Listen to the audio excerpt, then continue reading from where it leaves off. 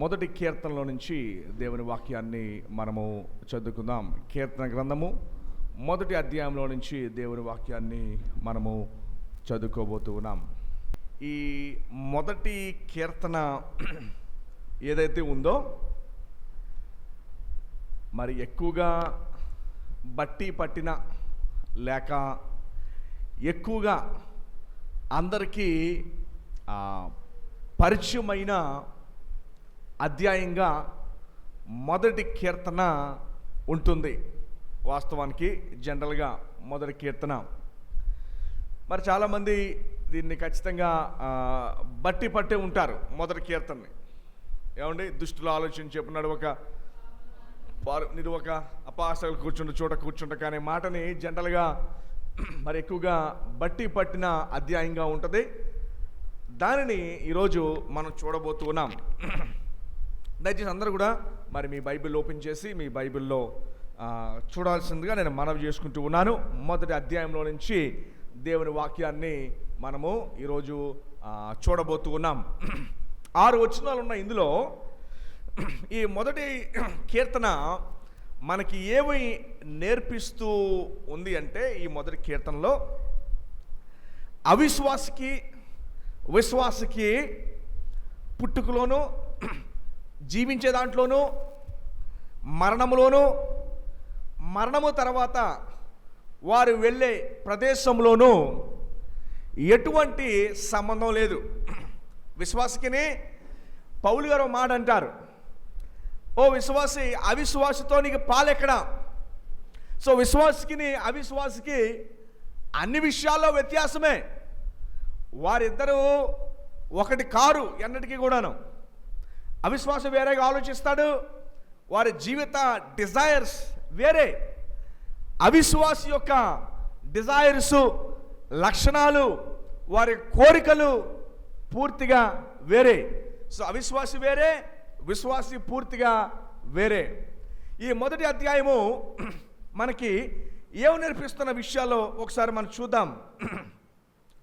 మొదటి వచనం నుంచి మనం జ్ఞాపకం చేసుకుందాం. అందరూ కూడా దయచేసి బైబిల్ చూడండి. దుష్టుల ఆలోచన చెప్పున నడవక, పాపుల మార్గమున నిలవక, అపహాసకులు కూర్చున్న చోట కూర్చుండక, యెహోవా ధర్మశాస్త్రం ఆనందించుచు దివారాత్మ దాన్ని ధ్యానించేవాడు ధన్యుడు. లోకంలో ధన్యుడు ఎవడు? వాక్యం ఏం చెబుతుంది అంటే, ధనికుడు, జ్ఞాని, రాజు ధన్యుడు కాడు. ఎవరు ధన్యుడు అని బైబిల్ చెప్తూ ఉందంటే, ఇదిగో ఇలా నడవక, ఇలా నిలవక, ఇలా అపహాసకులు కూర్చున్న చోట కూర్చుండక, ఇట్లా ఉన్నవారు ధన్యుడు అని బైబిల్ చెప్తూ ఉంది. జనరల్ వాస్తవానికి బైబిల్ గ్రంథంలో ధన్యుడు అనే పదానికి అర్థం ఏంటంటే, ఎవరైతే తమ సంతోషాన్ని, ఆనందాన్ని మేము దేవుని దగ్గర మరలా చేర్చబడ్డాము, దేవుని దగ్గరికి మరలా చేర్చబడ్డాము అని ఎవరైతే తెలుసుకుంటారో వారే ధన్యులు. వీరు పేదవారిలో ఉండవచ్చు, అందరి చేత మరవబడిన వారై ఉండొచ్చు. ఎవరు ధన్యుడు అంటే, ఎవరైతే దేవునితో మరలా సమాధానం కలిగి జీవిస్తాడో వాడే ధన్యుడని బైబిలు మనకు పాఠం నేర్పిస్తూ ఉంది. సో మొదటి కీర్తనలో మనం ఏం చూస్తామంటే, మొదటి లైన్లో ఎవరు ధన్యుడు అంటే, ఇదిగో దుష్టుల ఆలోచన చెప్పున నడవక. ఎవరు ఆలోచనలు చెప్పునండి?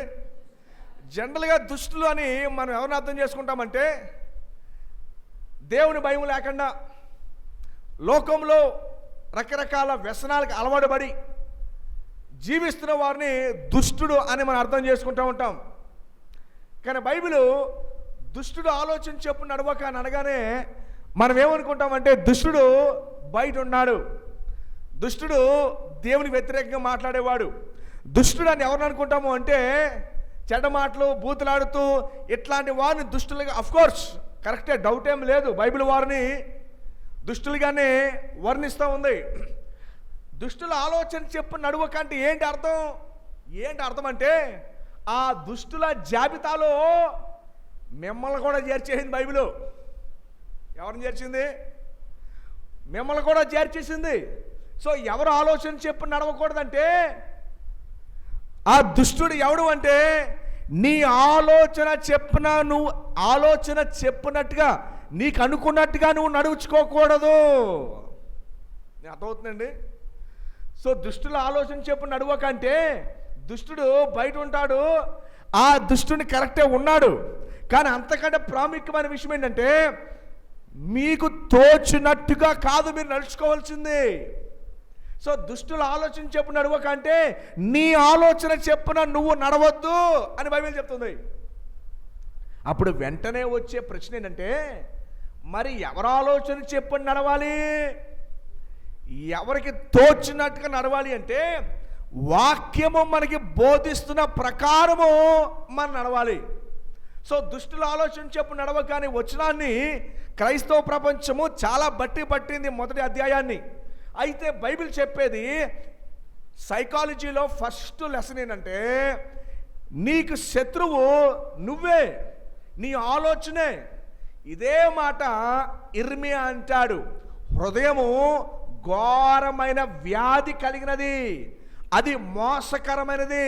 ఇంకోటి ఏముంటుంది తెలుసా? ఇది ఎవరికి అర్థమైంది? ఇది గ్రహింపగలిగిన వాడు ఎవడు? ఇప్పుడు ప్రాబ్లము దుష్టుల ఆలోచన చెప్పు నడవక అంటే దాని అర్థం ఏంటంటే నీకు తోచినట్టుగా నువ్వు చెయ్యదు. మీకు అర్థమైందండి? ఎప్పుడైతే మన పాపంలో పడిపోయామో ఆదాము నుండి, ఆనాటి నుండి మన ఆలోచన సరిలేదు.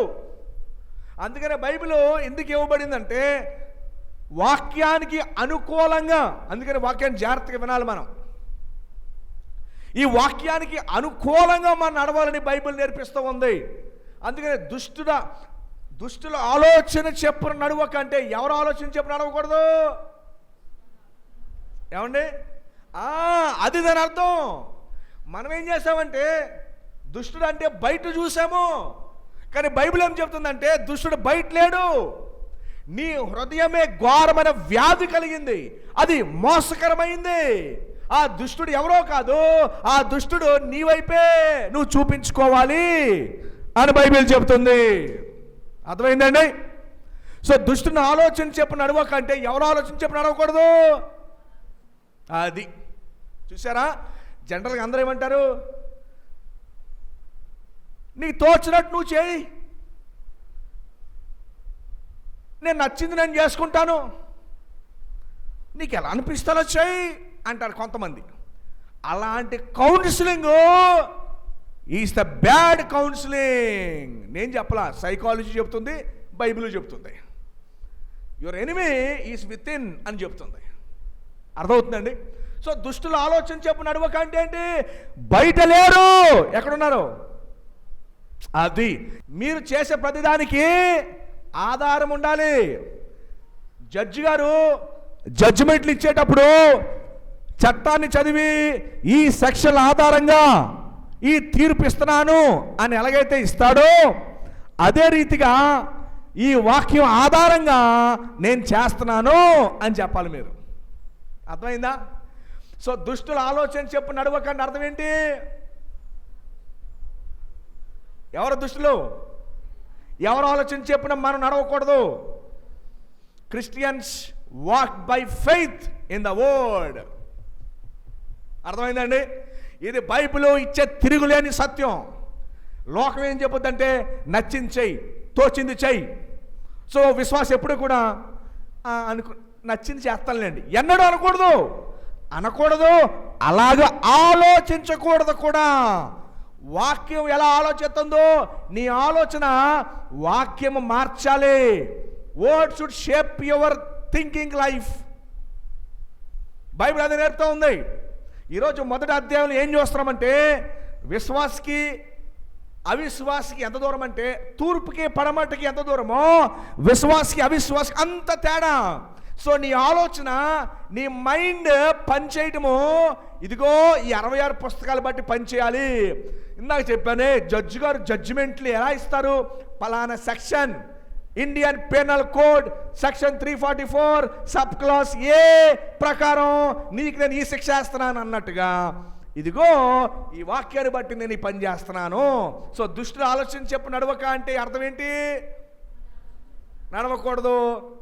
ఈ గ్రంథం చెప్పిన బట్టి అది. అందుకని ప్రపంచంలో ఏకైక గ్రంథం పరిశుద్ధ గ్రంథం అని పిలిచారు. దేన్ని పిలిచారండి? పరిశుద్ధ అంటే తెల్లగా ఉందని కాదు. పరిశుద్ధ అంటే ఇది దేవుడు రచించి ఇచ్చినది, ఇలాంటిది ఇంకోటి లేదు. ఇది మనుషులు రాసింది కాదు. ఇది ప్రతి గ్రంథం ఒకడే రాశాడు. ఈ గ్రంథాన్ని 40 మంది రాశారు. ఒక 5 సంవత్సరాల్లో రాయిలా 1600 సంవత్సరాలు రాశారు. ఒకే విషయాన్ని గురించి రాశారు. మనుషులు రాసుంటే ఇందులో తప్పులు ఉండేవి. తప్పులంటే ఒకరికి పరస్పర విరుద్ధమైన మాటలు రాసుకునేవారు. అర్థమైందండి? సో దుష్టుల ఆలోచన చెప్పు నడవకంటే ఏంటి? ఒక వచనంలోనే ఎంత ఉంటే ఈ 2వ లైన్లో ఎంత చూడండి ఒకసారి. 3వ లైన్ ఏముంది? అపహాసకులు కూర్చుండ చోట. ఇది చాలా ఇంపార్టెంట్, చాలా ఇంట్రెస్టింగ్. ఇది ఎవరు అపహాసకులు కూర్చున్న చోట కూర్చుండద్దంటే ఆ అరుగు మీద కూర్చోవద్దు, ఈ సోఫా మీద వాళ్ళ కూర్చున్న సోఫాలో కూర్చోవద్దు, వాళ్ళ కూర్చున్న కుర్చీలో కూర్చోవద్దు, అక్కడ కూర్చోవద్దా అర్థం? అపహాసకులు కూర్చున్న చోట కూర్చోవద్దంటే ఏంటి? ఈ భౌతికమైన కుర్చీయా, లెదర్ కుర్చీ, చెక్క బల్ల, లేకపోతే ప్లాస్టిక్ కుర్చీయా? అదే అర్థం. అపహాసకులు కూర్చున్న చోట కూర్చోవద్దంటే అదే అర్థం. అపహాసకులు కూర్చున్న చోట కూర్చోవద్దంటే అర్థం ఏంటంటే, ఏనండి, ప్రభువుని ఎరగని వారు దూషిస్తూ ఉంటారు, ఎందుకో తెలీదు. అప్పుడు మీరు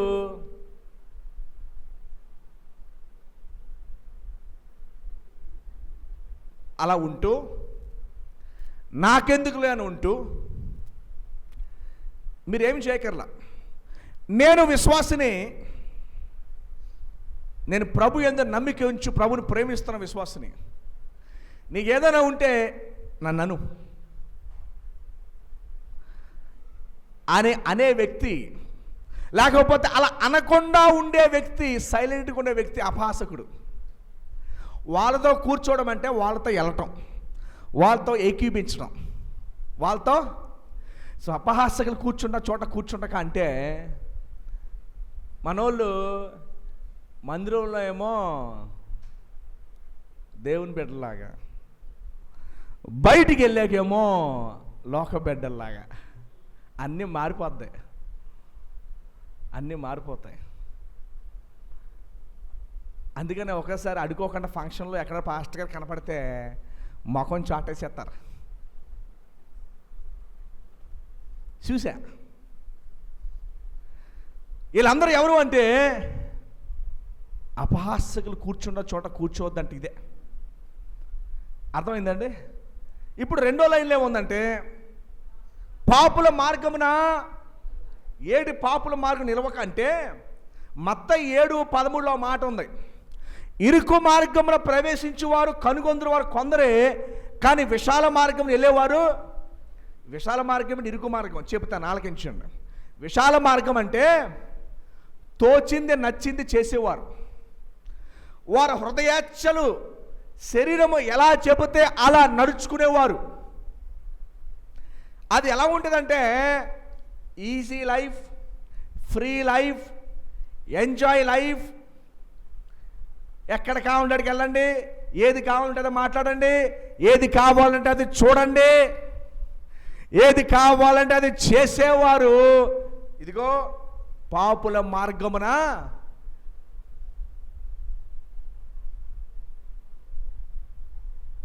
మొదటి వచ్చిన 3 చూసాం. మొదటిది ఏంటండి? దుష్టుల ఆలోచన చెప్పున అంటే మనం చెప్పినట్టు పాపుల మార్గమున, విశాల మార్గంలో. అమ్మ, ఆడతా పాడుతా ఉన్న విద్యార్థి పాస్ అవుతాడా? కష్టపడి చదువున్న విద్యార్థి పాస్ అవుతాడా? 3వ లైన్ ఏంటంటే అపహాసకులు కూర్చున్న చోట. ఓకే, ఇప్పుడు 2వ వచనానికి వచ్చాం. అర్థమైంది అక్కడ దాకా? ఇప్పుడు 2వ వచనంలో ఏముందో చూడండి. యెహోవా ధర్మశాస్త్రమునందు, అలాగే ఉందో మీ బైబిల్లో కూడాను, యెహోవా ధర్మశాస్త్రమునందు ఆనందించుచు అంటే ఏంటి? ఇప్పుడు మీకు ఆనందం సంతోషం ఎక్కడి నుంచి వస్తుంది? కాసేపు ఫోన్ అట్టుకుంటేనా? అలసిపోయి వచ్చి కాసేపు టీవీ చూస్తేనా? కాసేపు పడుకుంటేనా? సాయంత్రం పూట సరదాగా బండేసుకుని ఫ్రెండ్స్తో గడిపితేనా? కాసేపు కొంతమంది చూడండి, రాత్రిపూట టానిక్ కడితే నిద్ర రాదు. మీకు ఆనందం సంతోషం ఎక్కడి నుంచి వస్తుంది? కొంతమందికి పాపం చేయడం నుంచి వస్తుంది రిలీఫ్. నా ప్రశ్న, ఓ సంగమా, వాట్ బ్రింగ్స్ యూ హ్యాపీనెస్? మీకు ఆనందము సంతోషము ఎక్కడి నుంచి వస్తుంది? ఎక్కడి నుంచి? కాసేపు కబుర్లు ఆడితేనా ఆ పక్కింటి వాళ్ళతో? టైం అయిపోకనే ఇంట్లోకి వెళ్ళిపోతారు. యూత్కి కాసేపు ఆట ఆడితే, కాసేపు బండేసుకు తిరిగితే, కొంతమంది కాసేపు రీల్స్ చూస్తూ ఉంటాయి, ఇలాగా చూస్తూనే ఉంటారు. కొంతమందికి మంచం మీద దొర్లితే అటు ఇటు, నేను అనట్లేదు ఆ మాట, ఓకే, మీరే రాసుకోండి ఆ మాట. దొరికితే సుఖం వస్తుంది. కానీ కొంతమందికి అర్ధరాత్రి 1 గంట 2 అయినా 3 అయినా కాసేపు చదువుకుంటే బాగుంటుంది. హైదరాబాద్లో ఊరెళ్ళి మీటింగ్లకి వెళ్ళి రాగానే ఏం పడుకోబుద్ది అవుద్ది? కాసేపు ఎక్కడైనా కూర్చొని ఇంట్లో కానీ ఎక్కడ కానీ కాసేపు 2 గంటలు చదివితే అప్పుడు దాహం తీరినట్టు ఉంటుంది. చదవలేదనుకో, ఎప్పుడు వెళ్ళిపోతాం చదువుకుంటాకే. 1 గంట కూర్చుంటే బాను, 2 గంటలు కూర్చుంటే బాను, కాసేపు కూర్చుని ఆ పూటకే తిన్నాక దీన్ని అప్పుడు నిద్ర ఆడుతుంది. లేకపోతే అట్టదు లేకపోతే ఓ 2-3 గంటలు చదివాక ఆడుతుంది. ఆకలి అవుతుందని చెప్పి అలా బండేసి తిరిగినా ఏం తింటాం?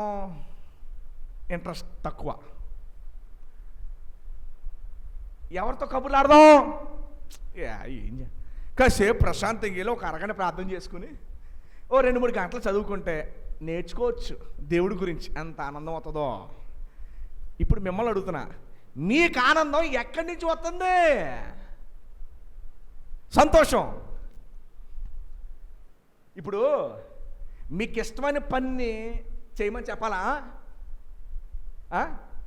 మీకు ఇష్టపడే పనిని చేయమని చెప్పాలి. మీకు వద్దన్న చేస్తారు కదా. కుర్రోడు ఎప్పుడు దీంతో ఎందుకు కూర్చున్నాడు? ఇది అంటే ఇష్టం కాబట్టి. ఇష్టమైన పని చెప్పాలా? వద్దన్న చేస్తాం. అమ్మా, మీకు సంతోషం ఆనందం ఎక్కడి నుంచి వస్తుంది? కొంతమందికి ఏమో పనంతా చేసేసుకున్నాక 1 గంట పడుకుంటే వస్తుంది. అమ్మయ్యా. కానీ విశ్వాసులకి మాత్రము యెహోవా ధర్మశాస్త్రమునందు ఆనందించుచు అక్కడి నుంచి వస్తుంది. ఓకే, అదనమాట అండి. తర్వాత లైన్లే ఉందో చూడండి. దేవారాత్మ దాన్ని ధ్యానించువాడు. అమ్మా ఓసారి ఆలకించండి. బైబిల్ని చదవటం కాదు, బైబిల్ని ధ్యానించాలి. ఏం చేయాలా? అయ్యగారు మేము చదవం సార్, మీరు ధ్యానించమని చెప్తున్నారు. మీరు ఆమె చదివే చదవం, సరే నాకు చెప్పచ్చు, కానీ పరమందున దేవుడికి కూడా అదే చెప్పండి. బైబిల్ ఏం చేయాలి తెలుసండి? అందులో ఉన్న సారాన్ని మనం తెలుసుకోవాలి. మన జీవితంలో మీరు ఏమి తెలుసుకున్నా తెలుసుకోకపోయినా మనం నేర్చుకోవాల్సింది నా దేవుడు నా కొరకు ఏమి రాసిచ్చాడు అనేది తెలుసుకోవాలి. అందుకనే బైబిల్ని బెరియా ప్రాంతం వారు అపోస్తలుల 17వ అధ్యాయంలో పౌలు వాక్యం చెబుతుంటే వారు వాక్యాన్ని చదవలా, పరిశోధించారు. ఏం చేశారండి? వాక్యాన్ని చదివేమా, అందులో ఏముంది, అది నా జీవితాన్ని నేను అప్లై చేసుకోవాలి. ఇప్పుడు మీ దగ్గరికి వచ్చి పలానా బిర్యానీ ఆ హోటల్లో సూపర్ ఉంటుంది అని చెప్పారు. మీకు ఎలా తెలుస్తుంది? అక్కడికి వెళ్ళి తింటేనే మీకు తెలుస్తుంది. దేవుని వాక్యానికి కూడా అదే రీతిగా మీరు భుజించాలి. అమ్మా వింటున్నారా? దుష్టుల ఆలోచన చెప్పున నడువక అంటే ఏంటి అర్థం? అంటే అర్థం ఏంటండి? అది మీ ఆలోచన చెప్పున మీరు, ఎందుకంటే మీ శరీరం ఏం చెప్తుంది తెలుసా? కాసేపు బొబ్బో ఏం చెప్తుంది? దిండి అలా వేసుకుని స్విచ్ అయ్యి, చక్కగా వాతావరణం దేవుడు చల్లబరిచాడు, చక్కగా స్విచ్ అయ్యి మందిరానికి వెళ్ళావు అనుకో, అయ్యగారు బైబిల్ ఓపెన్ చేసి వాక్యం వినమంటారు.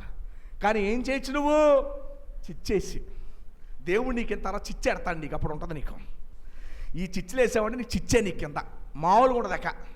అది చూసుకోండి. మరి దిండి వేసుకుని చక్కగా టీవీయో ఫోనో ఎట్టుకొని పడుకుంటే ఆహాహా ఎంత సుఖం. అందుకని బైబిల్ చెప్తుంది, దేవుని కంటే సుఖానుభవుని ప్రేమించువారు విశ్వాసాలని చెప్తున్నాడు. అలా ఉండకండి. నువ్వు అంత సుఖాన్ని ప్రేమిస్తే నీ బతుకులో నువ్వు మోకాలేసి ఏం ప్రార్థన చేస్తావయ్యా? నువ్వు ఎలా ప్రార్థన చేస్తావు? మోకాలేసి అంత సుఖాన్ని ప్రేమిస్తే. కుర్చీలో కూర్చొని వాక్యాన్ని వినలేనోడివి నువ్వు మోకాలేసి ఎలా ప్రార్థన చేస్తావు? నీ బతుకు మారదక. అవునా కాదా? నువ్వు కుర్చీలో కూర్చొనే వాక్యం వినలేకపోతే నువ్వు ఇంటికి వెళ్ళి మోకాలేసి ఎలా ప్రార్థన చేస్తావు? 3వ వచనం ఉంది చూడండి. 3వ వచనం ఏంటమ్మా? మీ బైబిల్ చూడండి ఒకసారి అందరూ. అతడు ఎవరండి? ఆ వ్యక్తి నీటి కాలువల యారు నాటబడినదై ఆకువాడక తన కాలమందు ఫలమిచ్చు చెట్టు వలె అతడు చేయనదంతయు. అమ్మ ఈ 3వ వచనము చాలా లోతైన వచ్చిన, కొంచెం ఓపిక పెట్టి ఆలోచించండి. ఎందుకు ఓపిక పట్టి ఆలోచించాలంటే, సరే మీకు ఇంకా సింపుల్గా అర్థం అవ్వడానికి ప్రయత్నిస్తాను. అమ్మ యోసేపు కూర్చున్నాడా మీకు బైబిల్లో? యోసేపు ఈ మొదటి 2 వచనాల ప్రకారం జీవించాడు. దుష్టుల ఆలోచన చెప్పు నడవక, పాపుల మార్గం నిలవక, అపహాసగా కూర్చుండ చోట కూర్చుండక, యెహోవా ధర్మశాస్త్రం ఆనందించు దేవరాత్రము ధ్యానించే వ్యక్తి ఎవరు? యోసేపు. యోసేపుని వాళ్ళ తండ్రి ప్రేమించేవాడు. ఎందుకంటే వాళ్ళ తమ్ముడు బెన్యామీను పుట్టగానే తల్లి రాహేల్ చనిపోయింది. ప్రేమించేవాడు. పాపం తల్లి లేని బిడ్డ కదా.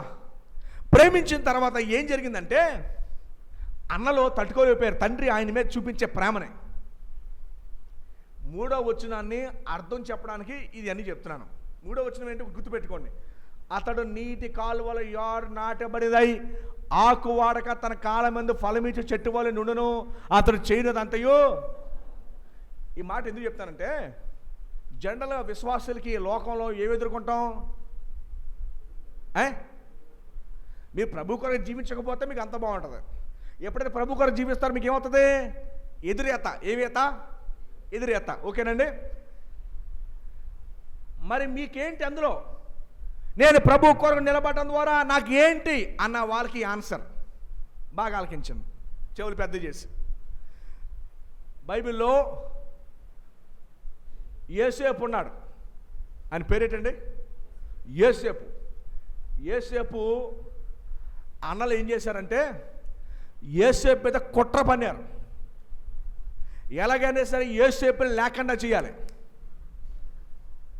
ఒకనాడు అన్నలకి ఆహారాన్ని తీసుకురావడానికి తండ్రి పంపించాడు యోసేపుని. దూరం నుంచి చూశారు, ఈయన ఏదోటి చెయ్యాలా.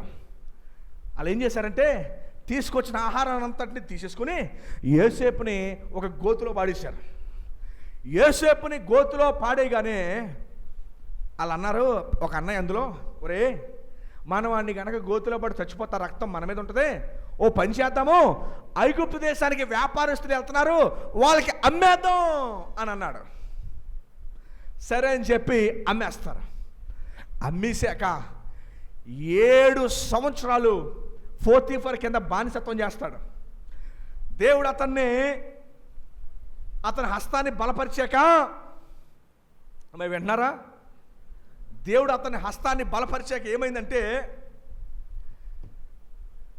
యోసేపుని దేవుడు దీవించడం మొదలుపెట్టాడు. పోతీఫర్ భార్య ఏం చేసిందంటే, యోసేపుని తనతో పాటు పాపం చేయడానికి ఫోర్స్ చేస్తే,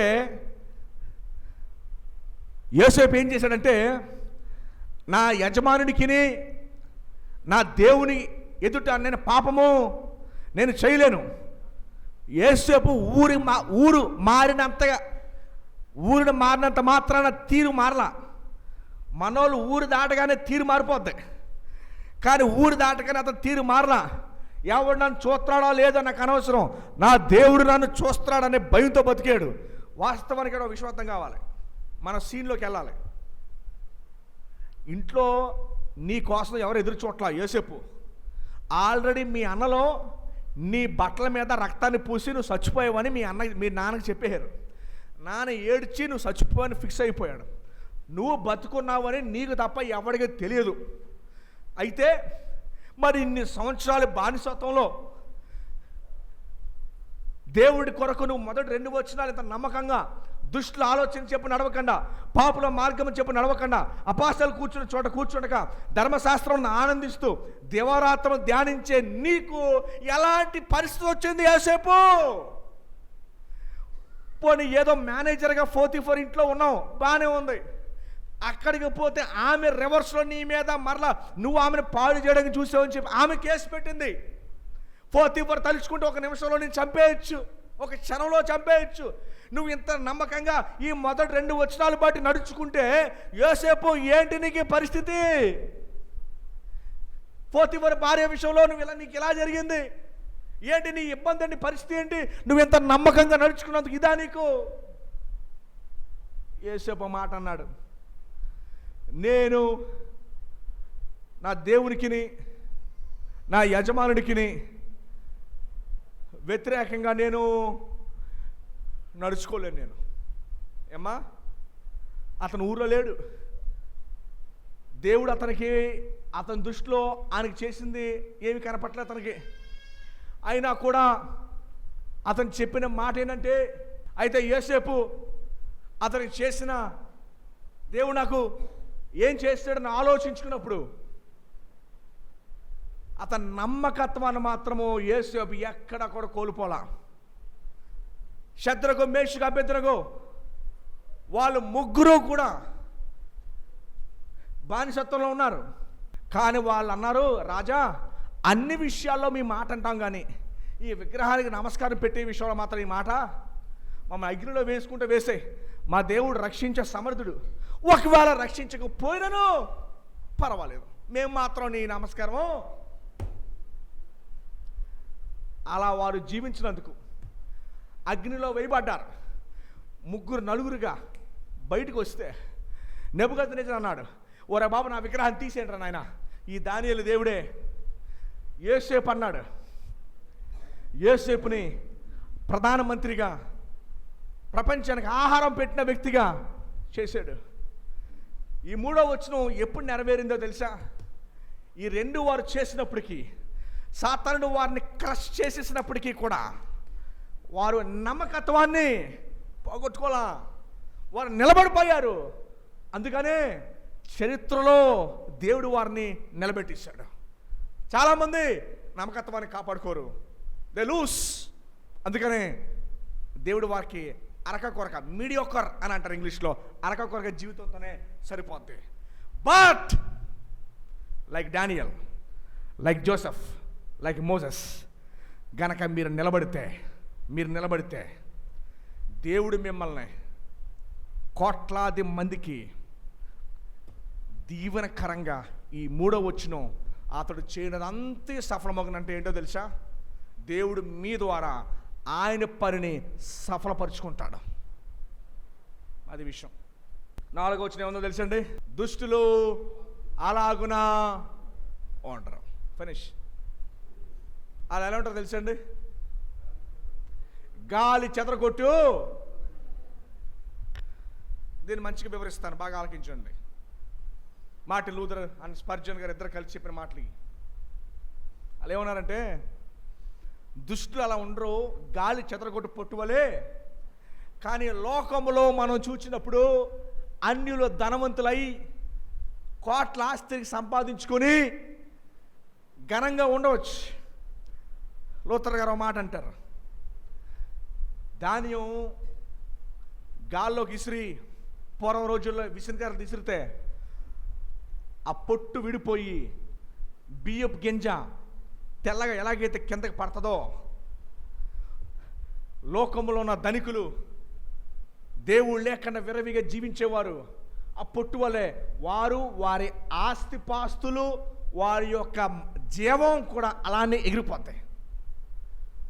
అందుకని రాత్రి నిద్రపోయేటప్పుడు వారికి ఎప్పుడు సంతృప్తి వస్తుంది? ఎన్నటికీ సంతృప్తి రాదు. నెమ్మదిగా ప్రశాంతంగా సంతృప్తి కలిగి పడుకోవడం సాధ్యపడదు. టెన్షను, గొడవలు, ఇబ్బంది, రేపటి గురించి టెన్షన్తోనే ముందు రాత్రి పడుకోవాలి. అది ఎవరికైనా తప్పదది. కానీ అది ఎవరికి దుష్టుల పరిస్థితి ఆ రీతిగా ఉంటుంది. వారు గాలి చెదరగొట్టు పొట్టు వాళ్ళు అయిపోతారు. వారి ప్రాణం మీద వారి గ్యారంటీ ఉండదు. వాళ్ళ ప్రాణాన్ని ఎలా కాపాడుకుంటారో తెలుసా?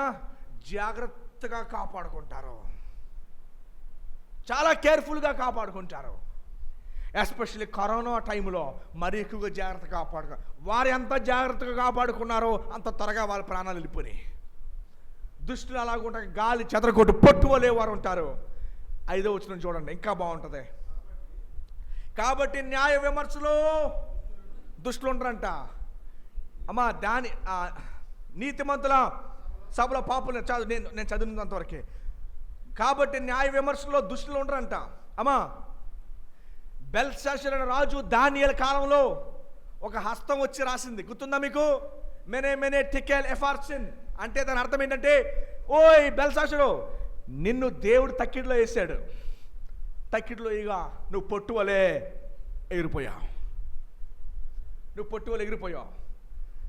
దేవుడు లేని వారి జీవితం ఎలా ఉంటుందో తెలుసండి? నిరంతరం భయమే. పిల్లిని చూసిన భయమే, వాళ్ళ నీడను చూసిన భయమే, తుమ్మినా భయమే, ఎవరన్నా ఇష్టం లేని వాళ్ళు ఎదురొచ్చినా భయమే, గాలి గట్టిగా ఈస్తే రాత్రిపూట భయమే, తలుపు దబ్బని కొడితే భయమే, చీకటంటే భయమే, పురుగంటే భయమే, బళ్ళంటే భయమే. వాళ్ళని చూసుకుని వాళ్ళే భయపడిపోతారు. వాస్తవం ఇది. కానీ నీతిమంతుల సభలో పాపులు, నీతిమంతుల సభ ఏంటో తెలుసా? ఆనాడు ఆ రాజు దగ్గర ఆయన సింహాసనం మీద ప్రపంచంలో ప్రతి జనాభా నుంచి ఉంటామే, రక్షణ పొందిన వాళ్ళందరూ ప్రభు రాజ్యంకి వెళ్ళాక ఆ సభలో ఎవరుంటారు? పాపుల సభలో చోటు లేదు. 6వ వచనం, నీతిమంతుల మార్గం యెహోవాకు. యెహోవా ప్రభువు మాట అన్నాడు 2 సందర్భాల్లో. మత్తయి 7:21, నేను మిమ్మును ఎన్నడను ఎరుగను. బుద్ధి లేని కన్నికలతో లోపల నుంచి వచ్చిన వాయిస్ ఏంటి? నేను మిమ్మును ఎరగను, మీరు ఎవరో నాకు తెలీదు. 6వ వచనం మొదటి లైన్లో అంటున్నాడు, నీతిమంతుల మార్గం యెహోవాకు తెలుసు, దుష్టుల మార్గము ఆయన అంటాడు మీరు ఎవరో నాకు తెలియదు అంటాడు. చివరగా దుష్టుల మార్గము నిత్య నరకాగ్ని గుండానికి నడుపుతుంది. చాలామంది అంటారు, మీరు నరకం అంటారు ఏంటంటే మీరేం చూసి వచ్చారా అంటారు. నరకాన్ని చూసి వచ్చారా అంటారు. నన్ను వద్దు, మీరే చెప్పద్దు కానీ సమాధానం. ప్రశ్న అడిగితోనే సమాధానం చెప్పిద్దాం. మానవుని అందరి హృదయంలో ఇమ్మానుయేల్ కాంట్ అని ఒక పెద్ద ఫిలాసఫర్ మాడి చెప్పాడండి. దేవుడు నమ్మడు అని అన్నాడు, పైన ఆకాశాన్ని నా మనస్సాక్షిని చూసినప్పుడు ఖచ్చితంగా దేవుడు ఉన్నాడు అని అంటాడు. ఆయన మాట అది. ప్రతి హృదయంలో తెలుసు అది తప్పు. నరహత్య, ఒకరిని పాడు చేయడం, ఒకరిని బాధ పెట్టడం తప్పు అని ఎవరు చెప్పకల్లా. మనం అడవిలో పుట్టినా కూడా తప్పు చేసిన వాడికి ఓ రోజు శిక్ష ఉంటుందని కూడా మనసాక్షి చెప్తుంది. నేను చెప్పడం పాస్టర్ గారు చెప్పారు, బైబిల్ చేత పక్కనట్టండి. మనస్సాక్షికి నీకు తెలుసు ఇది తప్పు, ఇది కరెక్ట్. అలా తెలియనాడు భూమి మీద ఎవరు ఉన్నాడా? ఎలాంటోడైనా సరే. నరహత్యలు చేసేవాడి దగ్గరికి వెళ్ళిన ఇంటర్వ్యూ చేస్తే వాడు ఏమంటాడు తెలుసా? నేనేం చేయను, నాకు ఎవడో చెప్పలా, నేను చిన్నప్పుడు చిలక తయారయ్యాను, నాకు ఇదే తెలుసు అని అంటాడు. ఓకేనండి. వాళ్ళు కూడా తెలుసు ఒకరోజు శిక్ష ఉంటుందని దేవుడు పెట్టాడు. దాన్నే మనం అంటాం నిత్య నరకాగ్ని. అది వాళ్ళకే తెలుసు అది. సో మొదటి ఈ 6 వచనాలు మనం ఏం చూసామంటే, దేవుడు నమ్ముకునే బిడ్డల మార్గానికి లోకంలో ఉన్న మార్గానికి ఏ సంబంధమో. అందుకని పేతురు ఏమంటాడు తెలుసా అండి? మీరు చీకట్లో నుంచి వెలుగులోకి వచ్చారు, మరణంలో నుండి జీవంలోకి వచ్చారు. ఈ రెండింటికి ఎక్కడా వాక్యాన్ని ఏం చేయాలా? ధ్యానించాలా. దేవరాత్రం దాన్ని ధ్యానించేవాడు. ధ్యానించడం అంటే ఏంటి చెప్పండి? సింపుల్గా చెప్తాను చూడండి. చదివేమో ఈరోజు 1వ అధ్యాయం అయిపోయిందా? ఓ పాలు ఇంటికెళ్ళి అన్నం తిన్న తర్వాత, తినేక ముందో తిన్న తర్వాత, ఈసారి అయ్యగారు ఈరోజు వాక్యం చర్చిలో ఏం విన్నాం, ఓసారి ఆ వాక్యాన్ని అంతటినే చదువుకొని, ఏ రోజు నోట్స్ ఆ రోజు చదువుకుంటే స్కూల్లో మర్చిపోరు ఎప్పటికీ. పరీక్షల ముందు చదువుదామంటే నువ్వు ఫెయిల్ అయిపోతావు. ఈరోజు చెప్పండి వాక్యాన్ని ఒకసారి ఇంటికెళ్ళి, ఓహో ఇలా ఉండాలా, ఇలా చేయాలా, అలా జీవించాలని చెప్పి ఈ వారం అంతా కూడా కనుక మీరు నెమరు వేసుకుంటే అదే అధ్యాయాన్ని చదివి, మన రోజుకి పెద్ద ఎక్కువ చదివేకర్లా, చదివింది అరయించుకుంటే చాలు, చదివిందే బలంగా మారితే చాలు.